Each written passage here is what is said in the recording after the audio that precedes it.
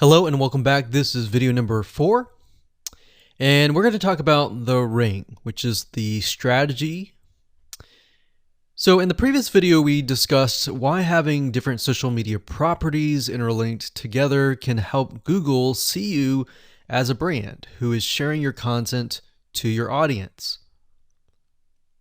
In other words, these aren't just random backlinks, but links from big sites that are branded towards your company.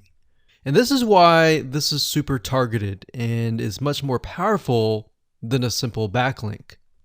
Make sense? So now let's take a look at what this looks like in real life. So let's head on over to our nifty mind mapping software. I'm going to map things out so that you're going to be able to visually see how it all works. Okay, so to better understand how this works, we're going to map things out. Now, before we map things out, I want to start with some basics, and let's just pull this out here.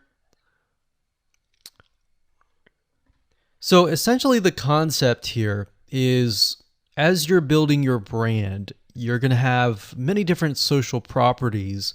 And let's say, for example, this is the Facebook fan page. So that's your fan page.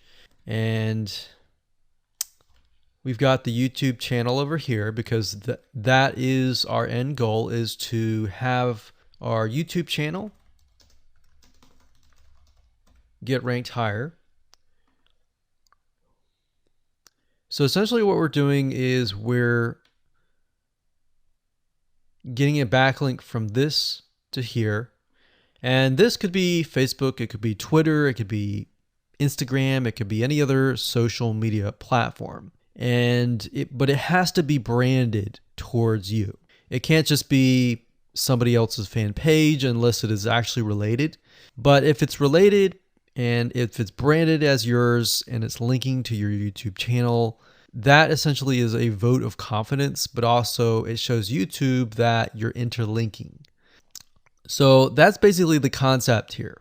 Now, if we dig a little deeper, basically what we want to set up is every time we upload a YouTube video and it gets posted, maybe it gets posted publicly, what ends up happening is we push that YouTube video and get it embedded onto the Facebook fan page, the Twitter page, the WordPress page, and all of that.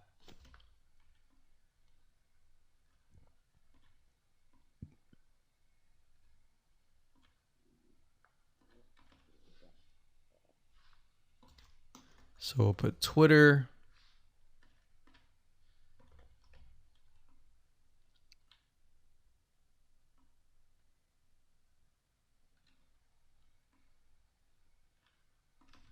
And we'll do WordPress.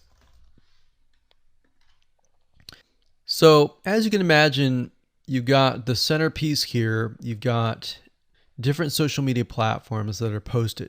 Now, there isn't necessarily a set rule where you have to post it to X amount of social media properties. It can be 5, it can be 10, it could be 20, it could be different social media platforms. But in order to execute this and get it correctly, you will need to make sure that the platform that we use to automate this process actually supports that specific social media platform.